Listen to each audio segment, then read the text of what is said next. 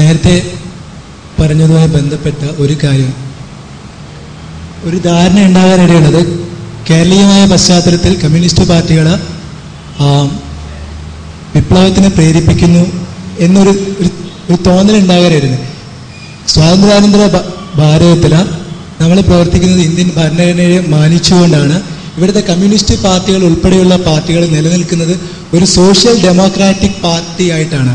അല്ലാതെ എവിടെയും വിപ്ലവം പഠിപ്പിക്കാനോ അതിനുവേണ്ടി രക്തച്ചൊരിച്ചിൽ നടത്താനോ കമ്മ്യൂണിസ്റ്റ് പാർട്ടികൾ ഉൾപ്പെടെയുള്ള പാർട്ടികൾക്ക് സാധ്യമല്ല. ജനാധിപത്യത്തെ മാനിച്ചുകൊണ്ടാണ് കഴിഞ്ഞ 50-60 വർഷങ്ങളായിട്ട് പ്രവർത്തിക്കുന്നത് എന്ന് വേണം മനസ്സിലാക്കാൻ. കേരളീയമായ പശ്ചാത്തലത്തിലാണ് ഈ ചർച്ച നടക്കുന്നത്. അതായത് സമത്വസുന്ദരമായ ലോകത്തിലേക്ക് അനേകം വഴികളിൽ ഒന്ന് മാത്രമാണ് കമ്മ്യൂണിസം. സോഷ്യലിസ്റ്റിന് അനേകം അവാന്തര വിഭാഗങ്ങളുണ്ട്. ഇതിനെ സോഷ്യലിസ്റ്റ് പ്രിൻസിപ്പൾ നമ്മളുടെ ഭരണഘടന കൂടി അംഗീകരിച്ചിട്ടുണ്ട് എന്നും ഈ അവസരത്തിൽ ഓർക്കേണ്ടതാണ്. മറ്റൊന്ന്, സ്റ്റാലിൻ ഉദ്ദേശിച്ച 2 കോടിയോളം ജനങ്ങളെ കൊല ചെയ്തു എന്ന് പറയണ്ടേ. ഇതിന് എത്രയോ ഇരട്ടിയാണ് വിശുദ്ധ യുദ്ധങ്ങളിൽ, മതത്തിന്റെ പേരിൽ മാത്രം നടന്നിട്ടുള്ള വിശുദ്ധ യുദ്ധങ്ങളിൽ മരണപ്പെട്ടിട്ടുള്ള ഒരു സംഖ്യ മാത്രം പരിഗണിച്ചാൽ ഇതിന് എത്രയോ അധികമാണെന്ന് കാണാൻ പറ്റും. ഇനി നക്സലിസ്റ്റത്തെ കുറിച്ച് സൂചിപ്പിക്കുകയുണ്ടായി. അത് കേവലം ഒരു അപഭ്രംശം മാത്രമാണ്. ഇത് എല്ലായിടത്തും ഇല്ലേ. മതത്തിന്റെ പേരിൽ മത തീവ്രവാദികൾ കാട്ടിക്കൂട്ടുന്നത് ജിഹാദിന്റെ പേരിലും മറ്റു കാട്ടിക്കൂട്ടുന്ന വിതരണത്തിൽ തന്നെ വായിക്കപ്പെടേണ്ടതല്ലേ. ഇനി മാർക്സിസ്റ്റിന്റെ 2 ബേസിക് നിലപാടുകളെ കുറിച്ച്, വൈരുദ്ധ്യാധിഷ്ഠിത ഭൗതികവാദത്തെയും ചരിത്രപരമായ ഭൗതികവാദത്തെയും പരാമർശിച്ച പോലെ തന്നെ ഇവിടെ വിഷയാവതാരം തന്നെ പറഞ്ഞു, ഇസ്ലാമിന്റെ പ്രാഥമികമായ 2 തത്വം, സൃഷ്ടികർത്താവിലുള്ള തമ്പുരാനുള്ള വിശ്വാസവും 2 പരലോകത്തിലുള്ള വിശ്വാസമാണ്. ഓർക്കണം, ഇത് വിശ്വാസപരം മാത്രമാണ്. ഏത് വിശ്വാസവും ഒരു പരിധിയിൽ അന്ധമാണ്. അതിന് ശാസ്ത്രീയത ഉണ്ടെന്നൊന്നും പറയാൻ പറ്റില്ല. അത് വിശ്വാസം മാത്രമാണ്. ആർക്കും വിശ്വസിക്കാം. അതിനപ്പുറത്തുള്ളൊരു പ്രാമാണികത അതിന് അവകാശപ്പെടാൻ പറ്റില്ല. ഇനി ഇത്തരം ക്രിമിനൽ നിയമങ്ങളെയും മറ്റും പരാമർശിച്ച അവസരത്തിൽ എല്ലാ മതങ്ങളുടെ, ഏത് മതങ്ങളാണെങ്കിലും അത് നിലവിൽ വരുന്നതിന് മുമ്പ് മനുഷ്യ സമുദായം ജീവിതമുണ്ട്. അന്നും സാമൂഹ്യ നിയമങ്ങളുണ്ട്. ആന്ത്രോപോളജി പഠിക്കുന്ന ഏതൊരാളിനും ഇതറിയാം. സാമൂഹ്യ നിയമങ്ങളൊന്നും എക്കാലത്തേക്കും പറഞ്ഞു വെച്ചിട്ടുള്ളതല്ല. അത് കാലാനുസൃതമായി മാറുക തന്നെ ചെയ്യും. ഇത് പറയുമ്പോൾ ഒരു ഉദാഹരണം മനസ്സിൽ തോന്നി. ഇപ്പോൾ ശരീഅത്ത് നിയമത്തെക്കുറിച്ച് പറഞ്ഞപ്പോൾ ഒരു നീട്ടി വായിക്കല് ഞാൻ നടത്തിക്കോട്ടെ. എനിക്കതിന് വ്യക്തമായിട്ടുള്ള അതിന് വചനങ്ങൾ ഓർത്തെടുക്കാൻ പറ്റില്ല. ഒരു വ്യക്തി കുറ്റം ചെയ്തത്, അദ്ദേഹം എൻ്റെ ഭാര്യയോട് അനീതി പുലർത്തിയെന്നിരിക്കട്ടെ.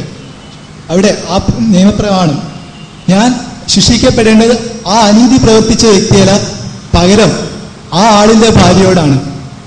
ഇത്തരം പരാമർശങ്ങൾ കാണാം. ഇതെന്ത് നീതിയാണ്?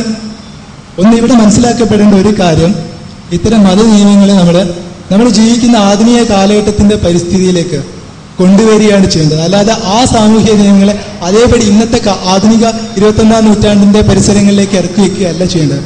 ഒരു ചെറിയൊരു പരാമർശം കൂടി സൂചിപ്പിച്ചോട്ടെ. ഒരടുത്ത സുഹൃത്ത്, അദ്ദേഹം ഇവിടെ ഇറാനിൽ പോകാനിടയായ സമയത്ത് അദ്ദേഹത്തോട് ചോദിച്ചു. അദ്ദേഹം ഒരു ഇസ്ലാം മതവിശ്വാസിയാണ്, നിസ്കരിക്കുന്ന ആളാണ്. അദ്ദേഹം താടി വെച്ചിട്ടുണ്ടായിരുന്നില്ല. ചോദിച്ചു, അങ്ങനത്തെ താടി വെക്കാത്തതെന്ന്. തിരിച്ചുള്ള മറുചോദ്യം, അങ്ങ് ഇങ്ങനെ എവിടെ എത്തിച്ചേർന്നത്? ഞാൻ കാറിലാണ് വന്നതെന്ന് പറഞ്ഞു. പ്രവാചകൻ ഒട്ടകപ്പുറത്തായിരുന്നു സഞ്ചരിച്ചിരുന്നത്, അങ്ങ് എന്റെ ഒട്ടകപ്പുറത്ത് സഞ്ചരിക്കാതിരുന്നു.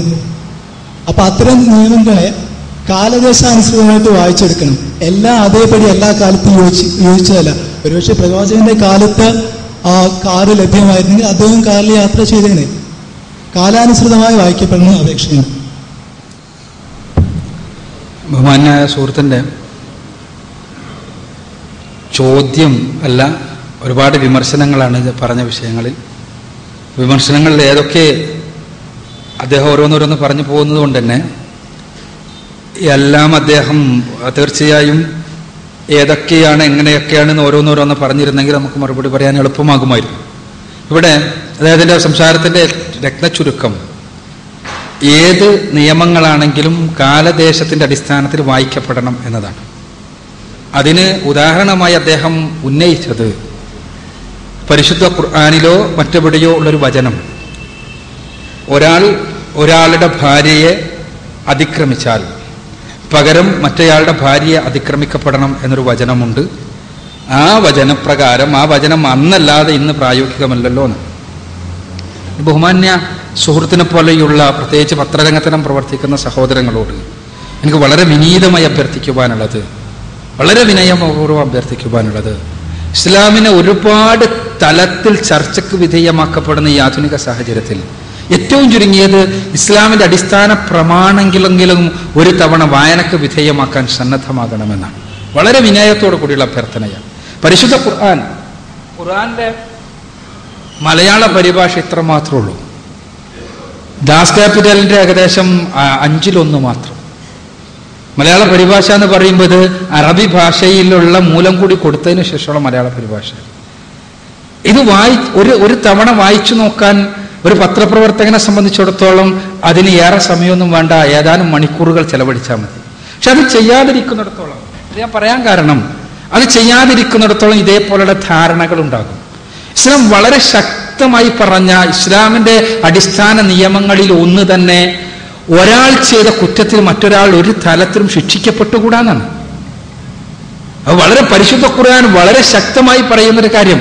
അന്നത്തെ ഗോത്രാധിപത്യ സമൂഹത്തിൽ ഉണ്ടായിരുന്ന ഒരു വ്യവസ്ഥിതി, ആ ഗോത്രാധിപത്യ സമൂഹത്തിൽ ഉണ്ടായിരുന്നത് ഒരു മുതലാളി ഒരു അടിമയെ കൊന്നുകളഞ്ഞാൽ തികച്ചും തിരിച്ചു കൊല്ലണമെങ്കിൽ മറ്റേ മുതലാളിയെ തിരിച്ചു കൊല്ലുന്നതിന് പകരം ഏതൊരു അടിമയാണോ കൊല്ലപ്പെട്ടത് ആ തിരിച്ചുള്ള മുതലാളിയുടെ അടിമയെ കൊല്ലുക എന്നൊരു നിയമം. ആ നിയമത്തിനെതിരെ സംസാരിക്കുകയാണ് ഖുർആൻ വളരെ കൃത്യമായി. ഇവിടെ വ്യക്തമാക്കപ്പെട്ടതുപോലെ ഓരോരുത്തരും അവർ ചെയ്ത തിന്മകൾക്കും നന്മകൾക്കും മാത്രമാണ് പ്രതിഫലം നൽകപ്പെടുക എന്ന്, ഇഹലോകത്തും പരലോകത്തും. ഈ ലോകത്ത് മാത്രമല്ല, പരലോകത്തും ഓരോരുത്തരും അവർ ചെയ്ത നന്മകൾക്കും തിന്മകൾക്കും ആണ് കൃത്യമായി പ്രതിഫലം നൽകപ്പെടുക എന്ന് വ്യക്തമാക്കുന്ന ഗ്രന്ഥമാണ് ഖുർആൻ. ആ ഖുർആനെ കുറിച്ച് മറ്റെവിടുന്നൊക്കെയോ വായിച്ചു കേൾക്കുമ്പോൾ ഉണ്ടാകാവുന്ന സ്വാഭാവികമായ തെറ്റിദ്ധാരണ എന്റെ സുഹൃത്ത് പങ്കുവച്ചത്. യഥാർത്ഥത്തിൽ ഇസ്ലാം ഇത്രയധികം തമസ്കരിക്കപ്പെടുന്ന ഇക്കാലഘട്ടത്തിൽ അദ്ദേഹത്തെ പോലെയുള്ള പത്രപ്രവർത്തകർ തീർച്ചയായും ഇസ്ലാമിന്റെ അടിസ്ഥാന പ്രമാണങ്ങൾ ഒരു വായനക്ക് വിധേയമാക്കണം എന്ന് വിനീതമായി അഭ്യർത്ഥിക്കുകയാണ്. ഇവിടെ സ്വാഭാവികമായും കാലദേശാനുസൃതമായി മാറേണ്ട ഒരുപാട് നിയമങ്ങളുണ്ട്. എന്നാൽ കാലദേശാനുസൃതമായി മാറാൻ പാടില്ലാത്ത നിയമങ്ങളുമുണ്ട്. ഇത് ആര് തീരുമാനിക്കും എന്തൊക്കെ മാറാം എന്തൊക്കെ മാറരുത് എന്ന്? ഉദാഹരണത്തിന് താടിയുടെ നിയമം, സുഹൃത്ത് പറഞ്ഞതുപോലെ താടിയുടെ നിയമം, ഈ പറഞ്ഞതുപോലെ പ്രവാചകൻ അന്ന് താടി വെച്ചു, എന്നാൽ ഇന്ന് നമുക്കത് മാറ്റാം, ഒരാൾക്ക് തീരുമാനിക്കാം. എന്നാൽ ഒരാൾ തീരുമാനിക്കാന്ന് വിചാരിക്കുക, പ്രവാചകന്റെ കാലഘട്ടത്തിൽ അദ്ദേഹം പറഞ്ഞു ഒരിക്കലും ഒരു കാരണവശാലും നിങ്ങൾ കളവ് പറയാൻ പാടില്ല, കളവ് ഒരു കാരണവശാലും പറയാൻ പാടില്ല.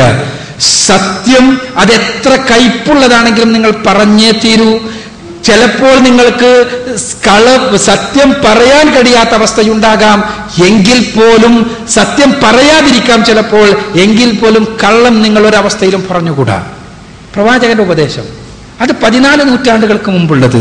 ഇന്നത്തെ ആധുനിക സാഹചര്യത്തിൽ മാർക്കറ്റിംഗ് ആണ് ഞാൻ പഠിച്ചുകൊണ്ടിരിക്കുന്ന എന്റെ വിഷയം. അങ്ങനെയെങ്കിൽ മാർക്കറ്റിംഗിന്റെ രംഗത്ത് എനിക്ക് പ്രോഡക്ട്സുമായി ബന്ധപ്പെട്ട് ഒരുപാട് കളവ് പറയേണ്ടതായി വരുന്നു. എന്റെ പ്രൊഫഷൻ ഞാൻ തീരുമാനിക്കുന്നു. അന്ന് പ്രവാചകൻ 14 നൂറ്റാണ്ടുകൾക്ക് മുമ്പ് എന്തുകൊണ്ട് ഇന്ന് അത് എന്തിനു ബാധകമാക്കണം? എന്റെ പ്രൊഫഷനുമായി ബന്ധപ്പെട്ട് ഒരല്പം കളവ് പറയാം എന്ന് ഞാൻ തീരുമാനിച്ചാൽ എന്ത് കുഴപ്പം? അപ്പൊ അയാൾ അങ്ങനെ തീരുമാനിക്കുന്നു. മറ്റൊരാൾ ഇപ്പറഞ്ഞതുപോലെ തന്നെ അന്ന് പ്രവാചകന്റെ കാലഘട്ടത്തിൽ ഉണ്ടായ സാമൂഹ്യാവസ്ഥയിൽ വിവാഹത്തിലൂടെ മാത്രമേ ലൈംഗിക സമ്പൂർത്തീകരണം പാടൂ എന്ന് വിധിച്ചു. ഇന്നത്തെ അവസ്ഥ മാറി, ഇന്ന് വിവാഹപ്രായം ഒരുപാട് വർദ്ധിച്ചു. അപ്പൊ അതുകൊണ്ട് തന്നെ ജോലി ചെയ്യണം. ഈ സമയത്തുള്ള മനുഷ്യന്റെ അടിസ്ഥാന വികാരങ്ങളിൽ ഒന്ന് തന്നെയാണ് ലൈംഗികത. അതിന്റെ പൂർത്തീകരണം മനുഷ്യന്റെ മനസ്സിനും സ്വാസ്ഥ്യത്തിനുമെല്ലാം അനിവാര്യം. അതിന്റെ പൂർത്തീകരണത്തിന് വിവാഹതരമായ മാർഗങ്ങൾ എന്തുകൊണ്ട് ഉപയോഗിച്ചുകൂടാ? ഒരാൾക്ക് ചിന്തിക്കാം, അവിടെ ഏത് ശരി? ഇവിടെയാണ് പ്രശ്നം. ഞാൻ പറയുന്നത് അവിടെ ആ ചിന്തയിൽ ഏത് മാറ്റം? ഒരാൾക്ക് കളവ് പറയാം എന്ന് ഇന്ന് തീരുമാനമെടുക്കാം, ഒരാൾക്ക് വ്യഭിചരിക്കാമെന്ന് തീരുമാനമെടുക്കാം, ഒരാൾക്ക് സ്ത്രീധനം വാങ്ങാമെന്ന് തീരുമാനമെടുക്കാം, ഒരാൾക്ക് കൈക്കൂലി വാങ്ങാമെന്നതിന് തീരുമാനമെടുക്കാം. കൈക്കൂലിക്കെതിരെ പ്രവാചകൻ ഏറെ പറഞ്ഞിട്ടുണ്ട്. പക്ഷേ ആ പ്രവാചകന്റെ കാലമല്ല ഇന്ന് ഒരു ജോലി ലഭിക്കണമെങ്കിൽ തന്നെ ഒരുപാട് കടമ്പകൾ, ഒരുപാട് പേർക്ക് അഴിമതി, ഒരുപാട് കൈക്കൂലി, ഇങ്ങനെയെല്ലാം കൊടുത്ത് എനിക്ക് ജോലി കിട്ടി. ഇനി പ്രവാചകന്റെ നിയമങ്ങൾ അന്ന് പ്രായോഗികം, അന്ന് ഇങ്ങനൊന്നും കൈക്കൂലിയൊന്നും വേണ്ടി വന്നിട്ടില്ല നിയമം ജോലി കിട്ടാൻ. അതുകൊണ്ട് ഞാനിനി പരമാവധി സിമെന്റിൽ വെള്ളം ചേർക്കാം, ആലപ്പൂഴി ചേർക്കാം. ഒരു എഞ്ചിനീയർ തീരുമാനിക്കുന്നു. എന്താ കുഴപ്പം? എവിടെയാണ് കുഴപ്പം? എന്റെ മനസ്സനുസരിച്ച്, എന്റെ ന്യായീകരണം അനുസരിച്ച് എനിക്ക് മാറ്റാമോ? അതല്ല, ആ മാറ്റത്തിന് പോലും ഒരു പുറത്തു നിന്നുള്ള ഒരു അടിസ്ഥാനപരമായ മാർഗദർശനം വേണമോ? ഇവിടെയാണ് നമ്മൾ തമ്മിലുള്ള അഭിപ്രായ വ്യത്യാസം. അവിടെയാണ് നമ്മൾ പഠിക്കേണ്ടത്. എന്റെ സുഹൃത്ത്, ഇവിടെയുള്ള സ്വാഭാവികമായും ഈ ഒരു ചട്ടക്കൂടിൽ നിന്നുകൊണ്ട് ചിന്തിക്കണമെന്നല്ല ഞാൻ പറയുന്നത്. ആത്മാർത്ഥമായി ചിന്തിക്കുക. യഥാർത്ഥത്തിൽ ഒരിക്കലും നമുക്ക് നന്മ തിന്മകളെ വ്യവച്ഛേദിച്ച് കൃത്യമായി ഇന്നത് ശരി ഇന്നത് തെറ്റ് എന്ന് നമുക്ക് പറയാൻ പല വിഷയങ്ങളിലും സാധ്യമല്ല. ഞാനൊരു ചെറിയ ഉദാഹരണം കൂടി പറയട്ടെ. മഹാരാഷ്ട്രയിലെ കോടതിയിൽ ചിലപ്പോൾ പത്രവുമായി ബന്ധപ്പെട്ട് പ്രവർത്തിക്കുന്ന വ്യക്തി എന്നുള്ളവർക്ക് വായിച്ചിട്ടുണ്ടാകും, മാസങ്ങൾക്ക് മുമ്പാണ് ഒരു നിയമപ്രശ്നമുണ്ടായത്. അവിടെ കോടതിയെ സമീപിച്ചിരിക്കുന്നത് വൃദ്ധരായ മാതാപിതാക്കളാണ്. അവരുടെ ആവശ്യം വളരെ വിചിത്രമാണ്. അവരുടെ ആവശ്യം ഇത്രയേ ഉള്ളൂ: കോടതി ഇടപെട്ട് ഞങ്ങളുടെ മരുമകളോടൊന്ന് പ്രസവിക്കാൻ കോടതി നിർബന്ധിക്കണം. അതിന് എന്ത് ചെലവുണ്ടോ അത് ഞങ്ങൾ നൽകാം. വിഷയം ഇത്രയാണ്. ഇവരുടെ രണ്ടുപേരുടെയും ഒരു മകൻ, ഒരുപാട് സ്വത്തിന്റെ ഉടമസ്ഥൻ, അയാളൊരു വിവാഹം ചെയ്തു. വിവാഹം ചെയ്ത് ഏതാനും മാസങ്ങൾക്കുള്ളിൽ ഭാര്യ ഗർഭിണിയായി. ഗർഭകാലത്തിലിരിക്കെ 2-3 മാസങ്ങൾക്കിടയിൽ ഒരു ആക്സിഡന്റിൽ മകൻ മരണപ്പെട്ടു, ഭർത്താവ് മരണപ്പെട്ടു. തീർച്ചയായും ഇന്നത്തെ ഇന്ത്യൻ അവസ്ഥയനുസരിച്ച് ഏതൊരു സ്ത്രീയും ചിന്തിക്കുന്നത് പോലെ ആ വനിതയും ചിന്തിച്ചു, ഇയാളുടെ ഗർഭാശയത്തിലുള്ള കുഞ്ഞിനെ നശിപ്പിച്ച് കളയാം. കാരണം പിതാവില്ലാത്തൊരു കുഞ്ഞിന് ജന്മം നൽകേണ്ടതില്ല. അവർക്ക് ന്യായീകരണമുണ്ട്. പക്ഷേ ഈ വൃദ്ധരായ മാതാപിതാക്കൾ പറയുന്നു, ഞങ്ങളുടെ നഷ്ടപ്പെട്ട മകൻ, ഞങ്ങൾക്കൊരു അവകാശിയില്ല. ഞങ്ങളുടെ നഷ്ടപ്പെട്ട മകന്റെ ഒരു പിൻഗാമിയായി കടന്നു വരുന്ന ഞങ്ങളുടെ കുടുംബത്തിലെ ഒരു അനന്തരാവകാശി, അയാളൊന്ന് ജനിക്കാൻ കോടതി ഇടപെടണം. അതിന് ഇവൾക്ക് എന്ത് വേണം? ഞങ്ങൾ കൊടുക്കാൻ തയ്യാറാണ്. ഞങ്ങൾ എന്ത് കൊടുക്കാം? എന്തുകൊണ്ടെന്നാൽ ഒരുപാട് സ്വത്തിന്റെ അവകാശി. എന്ത് കോടതി? എവിടെ കോടതി സംസാരിക്കണം? പെണ്ണിന്റെ പക്ഷത്ത് നിന്നുകൊണ്ട് നോക്കുമ്പോൾ ഇന്ത്യയുടെ അവസ്ഥയിൽ ന്യായമുണ്ട്. മാതാപിതാക്കളുടെ പക്ഷത്ത് നിന്നുകൊണ്ട് നോക്കുമ്പോൾ അവിടെയും ന്യായമുണ്ട്. വികാരത്തിന്റെ ഒരടിത്തറയുമുണ്ട്. ഇവിടെ എന്താണ് നിയമം അനുശാസിക്കുന്ന രൂപത്തിൽ എന്ത് ചെയ്യണം? ഇന്ത്യയിലെ നിയമപ്രകാരം അവൾക്ക് 3 മാസത്തിന് മുൻപ് പാഠമുണ്ടാവുക. ഇവിടെയാണ് ദൈവിക മാർഗനിർദ്ദേശം പ്രസക്തമാകുന്നത്. ഒരു മുസ്ലിമിനെ സംബന്ധിച്ചിടത്തോളം അയാൾ മദ്യപിക്കുന്നില്ല. എന്തുകൊണ്ട്? അയാൾ കരളിന് ക്യാൻസർ വരുമെന്ന് ഗവേഷണത്തിൽ നിന്ന് കണ്ടുപിടിച്ചിട്ടല്ല, മറിച്ച് പഠിച്ചോൻ പറഞ്ഞിട്ടുണ്ട് മദ്യപിക്കാൻ പാടില്ല. അതുകൊണ്ട് വ്യഭിചരിക്കുന്നില്ല. എയ്ഡ്സ് വരുന്നുള്ളത് കൊണ്ടല്ല, വ്യഭിചരിക്കാൻ പാടില്ല എന്നത് പടച്ചതമ്പുരാന്റെ നിയമമാണ്. അതുകൊണ്ട് ഇവിടെയാണ് കൃത്യമായ ദൈവിക മാർഗനിർദ്ദേശം പ്രസക്തമാകുന്നത്. ആ ദൈവിക മാർഗനിർദ്ദേശം ഇല്ലെങ്കിൽ ഇതെല്ലാം പ്രശ്നമാണ്. ഇവിടെ കമ്മ്യൂണിസ്റ്റ് ദർശനം ഇന്ത്യയിൽ അത് വിപ്ലവത്തിന് ആഹ്വാനം ചെയ്യുന്നില്ല എന്ന് പറഞ്ഞു. യഥാർത്ഥത്തിൽ കമ്മ്യൂണിസ്റ്റ് ദർശനത്തിന്റെ അടിത്തറ തന്നെ വിപ്ലവമാണ്. പക്ഷെ ഇന്ത്യൻ സാഹചര്യത്തിൽ അതിന് സാധ്യമല്ല എന്ന് തിരിച്ചറിഞ്ഞിട്ടാണ് 1952 കൽക്കത്ത തിസീസിന് ശേഷം തീരുമാനമെടുക്കുന്നത് ജനാധിപത്യത്തിൽ അധിഷ്ഠിതമായ ഒരു സാമൂഹ്യ ക്രമത്തിനുള്ള ശ്രമം. ആ സാമൂഹ്യ ക്രമത്തിനുള്ള ശ്രമത്തിൽ പോലും വമ്പിച്ച ചതിയും വഞ്ചനയുമല്ലേ. നിങ്ങൾ ആലോചിച്ച് നോക്കുക. ഇപ്പൊ പുതിയ രേഖയിൽ തന്നെ വളരെ ആത്മാർത്ഥമായി ചിന്തിച്ചു നോക്കുക. പുതിയ രേഖ തന്നെ പറയുന്നത് ജനാധിപത്യത്തിൽ അധിഷ്ഠിതമായ ഒരു പ്രസ്ഥാനത്തിന് സാധിക്കുന്ന രേഖയാണോ? സാധാ മെമ്പർമാർക്ക് മതവിശ്വാസികളാകാം, എന്നാൽ ഉയർന്ന ആളുകൾക്ക് മതവിശ്വാസികളാകാൻ പാടില്ല. അതിന്റെ അർത്ഥം എന്താ? മതവിശ്വാസികളായ ആളുകൾക്ക് ഉയർന്നു പോകാൻ പറ്റില്ല. അതിന്റെ അർത്ഥം എന്താണ്? ഒരു ജനാധിപത്യ പ്രസ്ഥാനത്തിന് ഒരിക്കലും അതിൽ സാധ്യമാണോ? ജനാധിപത്യ പ്രസ്ഥാനം എന്ന് പറഞ്ഞാൽ 4 മെമ്പർഷിപ്പ് നേടി മെമ്പറായ ഒരാൾക്ക് അതിന്റെ അഖിലേന്ത്യാ പ്രസിഡന്റ് വരെ ആകുവാനുള്ള അവസരമുണ്ടാകുന്ന പ്രസ്ഥാനത്തിനാണ് ജനാധിപത്യപരം എന്ന് പറയാ. തീർച്ചയായും ഇവിടെ എന്ത് സംഭവിക്കുന്നു? ജനാധിപത്യവുമായി യോജിക്കാത്ത വിപ്ലവത്തെയും ജനാധിപത്യത്തെയും കൂട്ടിക്കെട്ടാൻ വേണ്ടി ശ്രമിച്ചപ്പോൾ സംഭവിക്കുന്ന പ്രശ്നമാണിത്. ആ പ്രശ്നം നിലനിൽക്കുന്നു ഇവിടെ.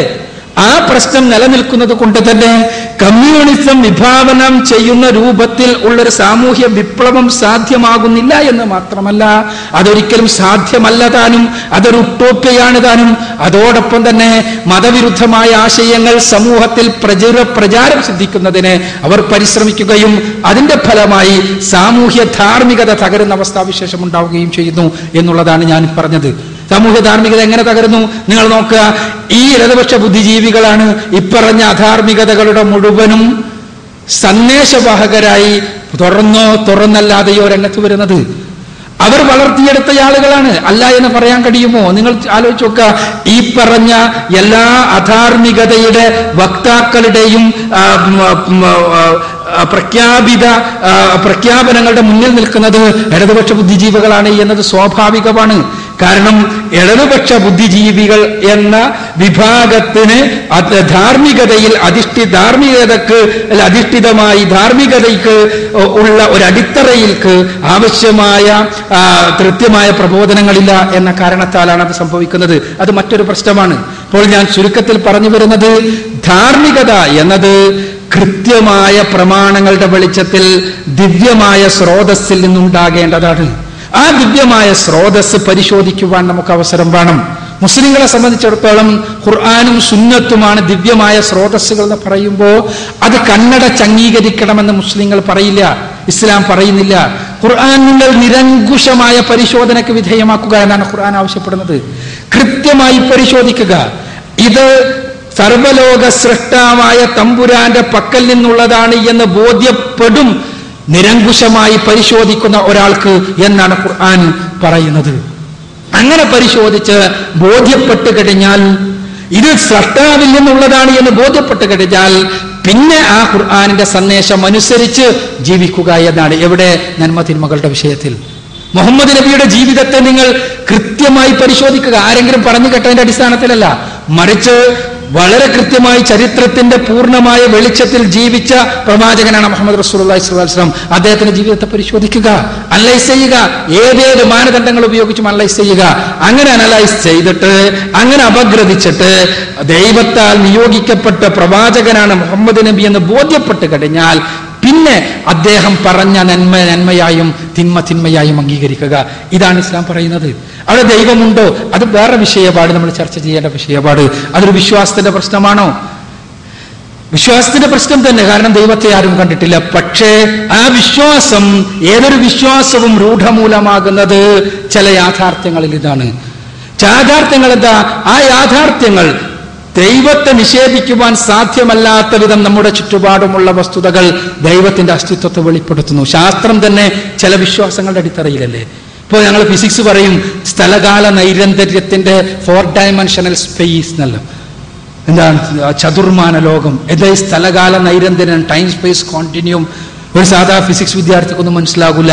എന്തുകൊണ്ടാണ് അത് വിശ്വസിക്കുന്നത്? It is mathematically proved. ആ മാത്തമാറ്റിക്കലി പ്രൂവൺ ആയിട്ടുള്ള സംഭവങ്ങൾ നമ്മൾ വിശ്വസിക്കുന്നു. അങ്ങനെയാണ് പ്രപഞ്ചം എന്ന് വിചാരിക്കുന്നു. എങ്കിൽ ഈ പ്രപഞ്ചത്തിലെ ചെറുതും വലുതുമായ ഓരോ കണികകളും അതിന്റെ പിന്നിലുള്ള കൃത്യമായ ഒരാസൂത്രകനെ നമുക്ക് വെളിപ്പെടുത്തി തരുന്നു. ആ മാത്തമാറ്റിക്കലി പ്രൂവൺ ആണതും. ഇത് ഒരാസൂത്രണമുണ്ട്. ആസൂത്രണം ഉണ്ടെങ്കിൽ അതിന്റെ പിന്നിൽ ഒരു ആസൂത്രകൻ ഉണ്ടാകുമെന്നത്. അതുകൊണ്ടാണ് അതൊരു കേവല വിശ്വാസമല്ല, അനുഭവത്തിന്റെ അടിസ്ഥാനത്തിലുള്ള ബോധ്യമാണ് എന്ന് പറയുന്നത്. പരലോകവും ഇതുപോലെ തന്നെ. ഒരു കാര്യത്തെ അംഗീകരിച്ചുകൊണ്ട് തന്നെ പറഞ്ഞോട്ടെ, നന്മ തിന്മകളെ കുറിച്ച് ആത്യന്തികമായിട്ടുള്ള ഒരു വിവേചന മൂല്യനിർണ്ണയം നടത്താൻ സാധ്യമല്ലെന്നുള്ളതിനോട് യോജിക്കുന്നു. പക്ഷേ അതിനുള്ള ഉത്തരം എക്കാലത്തേക്കും ചില കിതാബുകളിൽ ലഭ്യമാണെന്നുള്ളതിനെ കുറിച്ച് യോജിക്കാൻ പറ്റില്ല. ഒരു രീതിയിൽ ഉദാഹരണത്തിന് നമ്മുടെ സൈബർ നിയമങ്ങളെ കുറിച്ച് ഒരു മതഗ്രന്ഥങ്ങളിലും കാണില്ല. ആഗോള താപനത്തെക്കുറിച്ച് ഒരു മതഗ്രന്ഥങ്ങളിലും. കാരണം ഇത് ആ കാലഘട്ടത്തിന്റെ പ്രശ്നങ്ങളായിരുന്നില്ല. വിവാഹത്തിന് പ്രാധാന്യം കൊടുത്തിരുന്നതിന് ഒരു കാരണം, ഒരു സ്ത്രീയുടെ, ഒരു കുട്ടിയുടെ പിതൃത്വം ചോദ്യം ചെയ്യപ്പെടുന്നത്, രണ്ടുപേരും ലൈംഗിക ബന്ധത്തിൽ ഏർപ്പെടുമ്പോൾ തീർച്ചയായും ഒരു കുഞ്ഞിന്റെ ജന്മം എന്നുള്ളതാണ് അതിന്റെ ഒരു അനിവാര്യത. പക്ഷെ due to the use of modern contraceptives it becomes possible. ആ ഒരു ഭീഷണി കൂടാതെ തന്നെ യഥേഷ്ടം ലൈംഗികതയിൽ അഭിനയിക്കാനുള്ളൊരു സാധ്യത ഇന്നത്തെ കാലം നൽകുന്നു. അതിൻ്റെതായ പ്രശ്നങ്ങളുണ്ട്. അത് ഇന്നത്തെ കാലം ചർച്ച ചെയ്ത് അതിൻ്റെതായിട്ടുള്ള പുതിയ സദാചാരം രൂപപ്പെടേണ്ടതാണ്. അല്ലാതെ എക്കാലത്തേക്കും എന്നുള്ള. മറ്റൊന്ന്, എല്ലാ മതഗ്രന്ഥങ്ങളിലും നന്മയും സ്നേഹത്തെയും കുറിച്ച് പറയുന്നത് പോലെ വളരെ സങ്കുചിതമായ വീക്ഷണങ്ങളുണ്ട്. ഉദാഹരണത്തിന് ബൈബിൾ പഴയ നിയമം വായിക്കുകയാണെങ്കിൽ അതൊരു ഹൊറർ നോവലിനെ പോലെ തോന്നിക്കും. അതേസമയം യേശുവിന്റെ ഗിരിപ്രഭാഷണത്തിൽ ഉദാത്തമായ നന്മയുണ്ട്. ഹൈന്ദവ വേദങ്ങളിൽ ഹിംസ പാടില്ല എന്ന് പറയുന്ന പ്രമാണങ്ങളുണ്ട്. യജ്ഞത്തിനായി ഹിംസ ആകാമെന്നും പറയും. അപ്പൊ ഒരു പണ്ഡിതന് എവിടെ നിന്നും ഉദാഹരിക്കാം. ചോദ്യം, കാലത്തിന് അനുസൃതമായ രീതിയിൽ ഇതിനെ ഒന്ന് എഡിറ്റ് ചെയ്യാൻ പറ്റുമോ എന്നുള്ളത്. ഇത് ഹോളി ടെക്സ്റ്റ് എന്ന് കരുതി കഴിഞ്ഞാൽ അതിന് മേൽ കൈവയ്ക്കാൻ പറ്റില്ല. നേരെ മറിച്ച് കാലോചിതമായിട്ടുള്ള മറ്റെല്ലാത്തിനും പരിഷ്കരണം ഉള്ളതുപോലെ ഇതിലും പരിഷ്കരണമായിക്കൂടെ എന്നുള്ളത് മാത്രമേ ചോദ്യമുള്ളൂ. ഇപ്പോഴാണ് യഥാർത്ഥ ചോദ്യത്തിൽ എൻ്റെ സുഹൃത്ത് എത്തിയിട്ടുള്ളത്. എന്താ വെച്ചാൽ കാലോചിതമായ പരിഷ്കരണമായിക്കൂടെ? സ്വാഭാവികമായിട്ടും ലോകം മുഴുവനും ആവശ്യപ്പെടുന്ന ഒരു കാര്യമാണ്. ലോകം മുഴുവനും ആവശ്യപ്പെടുന്നു ഇസ്ലാമിക പ്രമാണങ്ങൾ എന്തുകൊണ്ട് കാലോചിതമായ പരിഷ്കാരത്തിന് വിധേയമാക്കിക്കൂടാ? അത് തീർച്ചയായും ചർച്ച ചെയ്യപ്പെടേണ്ട, പഠിക്കേണ്ട വിഷയം. ഇവിടെ ഞാൻ പറഞ്ഞത്, സുഹൃത്ത് പറഞ്ഞതുപോലെ തീർച്ചയായും നന്മതിന്മകളെ വിച്ഛേദിക്കുവാൻ സാമൂഹ്യ നിയമങ്ങൾക്ക് കേവലമായി സാധ്യമല്ല എന്ന് എൻ്റെ സുഹൃത്ത് സമ്മതിച്ചതിൽ നിന്ന് തുടങ്ങട്ടെ ഞാൻ. പിന്നെ എങ്ങനെ കഴിയും? എങ്ങനെ കഴിയുമെന്ന ചോദ്യം വളരെ പ്രസക്തമാണ്. എന്തുകൊണ്ടെന്നാൽ മനുഷ്യൻ എന്നത് ഒറ്റപ്പെട്ട് ജീവിക്കുന്ന ഒരു ജീവിയല്ല, ഒരു സാമൂഹ്യ ജീവിയാണ്. ഒരു മനുഷ്യൻ ഒറ്റക്ക് ജീവിക്കുക എന്നത് പലപ്പോഴും ദുഷ്കരമാണ്. മനുഷ്യാവസ്ഥയിൽ ഭക്ഷണവും വസ്ത്രവും പാർപ്പിടവും എല്ലാം ഉണ്ടെങ്കിലും പരസ്പര ബന്ധമില്ലാതെ, അംഗീകാരമില്ലാതെ മനുഷ്യർക്ക് നിലനിൽക്കാൻ സാധ്യമല്ല. അപ്പോൾ നമ്മുടെ ധാർമ്മിക നിയമങ്ങൾ എന്നെ മാത്രം ബാധിക്കുന്നതല്ല, അപരനെക്കൂടി ബാധിക്കുന്നതാണ്. അപരനെക്കൂടി ബാധിക്കുന്നതാകുമ്പോൾ ആ അപരനെ ബാധിക്കുന്ന നിയമങ്ങൾക്ക് ആര് ആണ് ആ നിയമങ്ങൾ നൽകേണ്ടത്? ഇവിടെ പ്രധാനപ്പെട്ട ഒരു പ്രശ്നമാണത്. ഇപ്പൊ എൻ്റെ സുഹൃത്ത് പറഞ്ഞു, ലൈംഗികതയുമായി ബന്ധപ്പെട്ട നിയമങ്ങൾ മുൻപ് ഉണ്ടായ കുട്ടിക്ക് പിതൃത്വത്തിന്റെ പ്രശ്നമുള്ളത് കൊണ്ടാണ് തന്നെ. നേർക്ക് നേരെ ചിന്തിച്ചാൽ ശരിയായൊരു വാദമാണത്. എന്നാൽ അതാണോ ശരി? നിങ്ങൾ ചിന്തിച്ചു നോക്കുക. മനുഷ്യന് മാത്രമുള്ള ചില സവിശേഷതകളുണ്ട്. വളരെ അത്ഭുതകരമാണ് മനുഷ്യനെ കുറിച്ച് നമ്മൾ പഠിച്ചാൽ. മനുഷ്യ ശിശു ജനിക്കുമ്പോൾ അതിന്റെ തലച്ചോറിന് 340 ഗ്രാമാണ് വെയിറ്റ്. ഒരു പ്രായപൂർത്തി എത്തിയ മനുഷ്യന് 1390 ഗ്രാം മുതൽക്ക് 1430 ഗ്രാം വരെ വെയിറ്റ് ഉണ്ടാകും അയാളുടെ തലച്ചോറിന്. അഥവാ ശിശുവിന്റെ അതിന് 5 ഇരട്ടിയോളം വരും പ്രായപൂർത്തി എത്തിയ കുഞ്ഞിന്റെ തലച്ചോറിന്റെ വലിപ്പം. എന്നാൽ ഒരു ഒറാങ്ങുട്ടാങ്ങിന് മനുഷ്യനോട് ഏറ്റവും അടുത്ത് നിൽക്കുന്നു എന്ന് പരിണാമവാദികൾ പറയുന്ന ജീവി, ഒറാങ്ങുട്ടാങ്ങിന്റെ ശിശു ജനിക്കുമ്പോൾ അതിന്റെ പ്രായപൂർത്തിയായ കുഞ്ഞിന്റെ തലച്ചോറിന്റെ ഏകദേശം 60 മുതൽ 80 വരെ ശതമാനം വെയിറ്റ് ഉണ്ടാകും. ഇത് ശാസ്ത്രീയമായി സ്ഥാപിക്കപ്പെട്ട കാര്യങ്ങൾ, അത് പഠിക്കേണ്ട വിഷയമാണ്. എന്തുകൊണ്ട് മനുഷ്യ ശിശുവിന്റെ 5 ഇരട്ടി വർദ്ധിക്കുന്നു തലച്ചോറ് അത് വലുതാകുമ്പോൾ? എന്നാൽ മറ്റേ ജീവിയോ 20% മുതൽ 40% മാത്രമേ വർദ്ധിക്കുന്നുള്ളൂ. മറ്റെല്ലാ ജീവികളും എടുത്ത് പരിശോധിച്ചാൽ. ഇതിൽ നിന്ന് നമ്മൾ അറിയേണ്ട ഒരു സത്യമുണ്ട്. മറ്റു ജീവികൾ അവയുടെ തലച്ചോറ് വികാസം 20 മുതൽ 40 വരെ ശതമാനമാണെന്ന് പറയുമ്പോൾ തലച്ചോറിന്റെ വികാസത്തിനനുസരിച്ചാണ് അറിവുണ്ടാകുന്നത്, വിവരമുണ്ടാകുന്നത്. വിവരമാകട്ടെ തലച്ചോറിലുള്ള സിനാപ്സുകൾക്കകത്താണ് ശേഖരിച്ചു വെക്കുന്നത്. 2 ന്യൂറോണുകൾക്ക് നടുവിലുള്ള സ്പേസിലാണ് സിനാപ്സ് എന്ന് പറയാം. സിനാപ്സുകളുടെ എണ്ണം ജനിച്ചതിന് ശേഷം 20 മുതൽ 40 വരെ ശതമാനം മാത്രമേ വർദ്ധിക്കുന്നുള്ളൂ ബാക്കിയുള്ള ജീവികളുടേത്. മനുഷ്യൻ്റെതോ ഏകദേശം 5 ഇരട്ടി വർദ്ധിക്കുന്നു. അതിന്റെ അർത്ഥം മനുഷ്യൻ ചുറ്റുപാടിൽ നിന്നും നേടിയെടുക്കുന്ന അറിവ് ഒരുപാടാണ്. ആ അറിവിന്റെ അടിസ്ഥാനത്തിലാണ് അവന്റെ ധാർമ്മികത നിശ്ചയിക്കപ്പെടുന്നത്, അവന്റെ വ്യക്തിത്വം നിശ്ചയിക്കപ്പെടുന്നത്, അവന്റെ ജീവിത വീക്ഷണം നിശ്ചയിക്കപ്പെടുന്നത്. മനഃശാസ്ത്രജ്ഞന്മാർ പറയും 3 വയസ്സുവരെയുള്ള സമയമാണ് കുഞ്ഞിന്റെ ഏറ്റവും പ്രധാനപ്പെട്ട സമയം. എന്തുകൊണ്ടെന്നാൽ ആ സമയത്താണ് തലച്ചോറിന്റെ ഹാർഡ്വെയർ രൂപപ്പെടുക എന്ന്. ഇതെല്ലാം ശാസ്ത്രത്തിൽ എന്താ പറയുന്നത് ഞാൻ പറഞ്ഞു തരാം. ഈ സമയത്ത് കുഞ്ഞിന്റെ ഹാർഡ്വെയർ രൂപപ്പെടുന്നത് ആ സമയത്താണ്. കുഞ്ഞിന്റെ തലച്ചോറിന്റെ ഏറ്റവും പ്രധാനപ്പെട്ട വികാസം ഏകദേശം 3 ഇരട്ടിയോളം തലച്ചോറ് 4 ഇരട്ടിയോളം തലച്ചോറ് വികസിക്കുന്നത്. ഈ സമയത്ത് കുട്ടിക്ക് ലഭിക്കുന്ന വിവരങ്ങളുടെ അടിസ്ഥാനത്തിൽ ആണ് കുട്ടി ലോകത്തെ പിന്നീട് മനസ്സിലാക്കുന്നത്.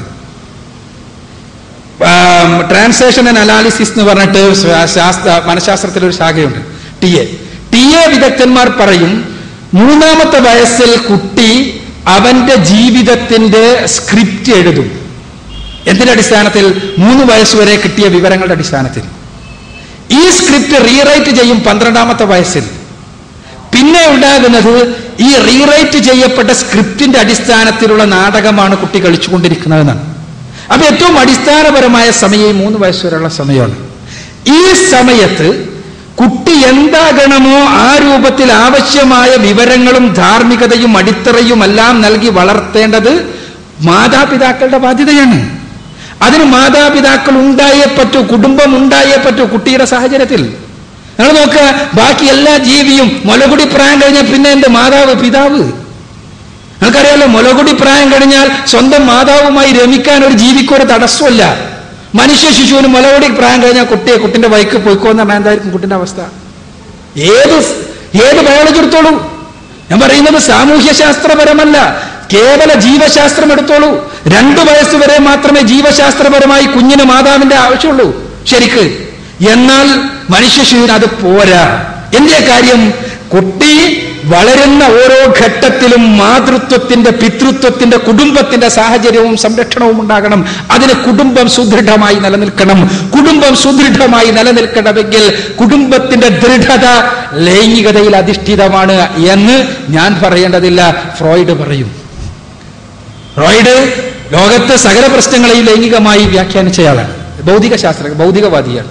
അപ്പോ ഞാൻ പറയുന്നത്, അങ്ങനെയാകുമ്പോ ഈ കുഞ്ഞിനെ വളർത്തുന്ന കുടുംബ സാഹചര്യം ഉണ്ടാകേണ്ടത് സമൂഹത്തിന്റെ ആവശ്യമാണ്. ലൈംഗികത പൊതുവൽക്കരിക്കപ്പെട്ട് കഴിഞ്ഞാൽ പിന്നെ മാർസിന്റെ ചിന്തപ്രകാരം, എംഗൽസിന്റെ ചിന്തപ്രകാരം എന്താ? കുട്ടിയെ വളർത്തേണ്ടത് സമൂഹമാണ്, രാഷ്ട്രമാണ്. കഴിയില്ല. ആ രാഷ്ട്രം വളർത്തുന്ന കുഞ്ഞിൽ അമേരിക്കയിൽ വളർന്നു വരുന്ന കുഞ്ഞുങ്ങളെപ്പോലെ അല്ലെങ്കിൽ അതിനേക്കാൾ ഭീതിതമായ അവസ്ഥയാണ് ഉണ്ടാവുക. എന്താ? അമേരിക്കയിൽ പിന്നെ കുറച്ചു കാലം കൂടി മാതാവിന്റെ ഒരു സംരക്ഷണമെല്ലാം ലഭിക്കുന്നുണ്ട്. എന്നാൽ ഒന്ന് പറക്കമുറ്റാൽ പ്രായമായി കഴിഞ്ഞാൽ, അതൊരു 10, 12, 13, 14 വയസ്സായി കഴിഞ്ഞാൽ പിന്നെ കുട്ടികളുടെ സ്വാതന്ത്ര്യമാണ്. അതിന്റെ ഫലമാണ് ഇന്നവർ അനുഭവിക്കുന്നത് എന്ന് പറയുന്നത് ഞാനല്ല, അവിടുത്തെ അമേരിക്കൻ സൈക്കാട്രിക് അസോസിയേഷൻ ആണ്. സംശയമുള്ള ആളുകൾ KPA.org എന്ന അവരുടെ ഔദ്യോഗിക വെബ്സൈറ്റിൽ പരിശോധിച്ചാൽ ഈ വിഷയത്തിൽ 5000-ഓളം പ്രബന്ധങ്ങൾ നിങ്ങൾക്ക് കാണാൻ കഴിയും. ഇതെല്ലാം ഞാൻ പറഞ്ഞത്, വിശദമായി പറഞ്ഞത് ഇതിനു വേണ്ടിയാണ്. ധാർമ്മികത എന്നത് തീർച്ചയായും ഈ കുടുംബ സംവിധാനം തകർക്കപ്പെടേണ്ടതാണ്. ഇന്ന് കോണ്ടംസ് കണ്ടുപിടിക്കപ്പെട്ടു. അതേ രൂപത്തിലുള്ള വിവാഹ ബാഹ്യ രതിയിലൂടെ കുഞ്ഞുങ്ങൾ ഉണ്ടാകാതിരിക്കാനുള്ള മാർഗങ്ങളെല്ലാം ഇന്ന് ലോകത്തിനറിയാം. അതുകൊണ്ട് കുഴപ്പമില്ലാത്ത രൂപത്തിലുള്ള ഒരു ധാർമ്മിക ക്രമം രൂപപ്പെടേണ്ടതുണ്ട് എന്നാണ് എന്റെ സുഹൃത്ത് പോലും പ്രത്യാശ പുറപ്പെടുവിക്കുന്നത്. അവിടെ ആ പ്രത്യാശയിലുള്ള അപകടം ഇതാണ്. അങ്ങനെയുണ്ടായാൽ സ്വതന്ത്ര ലൈംഗികതയുടേതാകും ലോകം. ആ സ്വതന്ത്ര ലൈംഗികതയുടെ ലോകത്ത് കുട്ടികൾ ശ്രദ്ധിക്കപ്പെടാത്ത അവസ്ഥാവിശേഷം ഉണ്ടാകും. കുട്ടികൾക്ക് കുടുംബ സാഹചര്യം ഉണ്ടാവില്ല. ആ കുടുംബ സാഹചര്യത്തെ ഇന്റഗ്രേറ്റ് ചെയ്യുന്ന ലൈംഗികത പരസ്യമാക്കപ്പെട്ടാൽ അവിടെ വിശുദ്ധി ഉണ്ടാവില്ല, അവിടെ സ്നേഹമുണ്ടാവില്ല, അവിടെ കേവലം കൊടുക്കൽ വാങ്ങലുകൾ മാത്രമായി ലൈംഗികത മാറും. അപ്പോൾ കുടുംബത്തിൽ നിലനിൽക്കേണ്ട സുരക്ഷിതത്വം ഉണ്ടാവില്ല. സ്വാഭാവികമായും കുട്ടി സാമൂഹ്യ ദ്രോഹിയായി തീരും. അടുത്ത തലമുറ എങ്ങനെയാകും? ഉദാഹരണം, തെളിവ് അമേരിക്കൻ സൈക്കാട്രിക് അസോസിയേഷന്റെ തെളിവ് പഠനങ്ങൾ. എങ്കിൽ ആര് പഠിപ്പിക്കും ഇത് പാടില്ലെന്ന്? അവിടെയാണ് പ്രശ്നം. എന്റെ സുഹൃത്തിനടക്കം ഒരുപാട് ലേഖനങ്ങളും ഒരുപാട് പഠനങ്ങളും വായിക്കുമ്പോൾ തോന്നിപ്പോകുന്നു, എന്തേ പുതിയ കാലഘട്ടത്തിനനുസരിച്ചൊരു സാംസ്കാരിക ലൈംഗികതയെക്കുറിച്ചൊരു പുതിയ ചിന്തയുണ്ടായിക്കൂടാ? അവിടെ തന്നെയാണ് പ്രശ്നം. നമുക്കും തോന്നിപ്പോകാം നമ്മുടെ സാഹചര്യത്തിൽ. അവിടെയാണ് നമ്മളെ പിടിച്ചു വെക്കേണ്ട, പാടില്ല എന്ന് പറയേണ്ട നമുക്ക് പുറത്തുള്ള ഒരു മഹാശക്തിയുടെ അനിവാര്യത ഉണ്ടാകുന്നത്.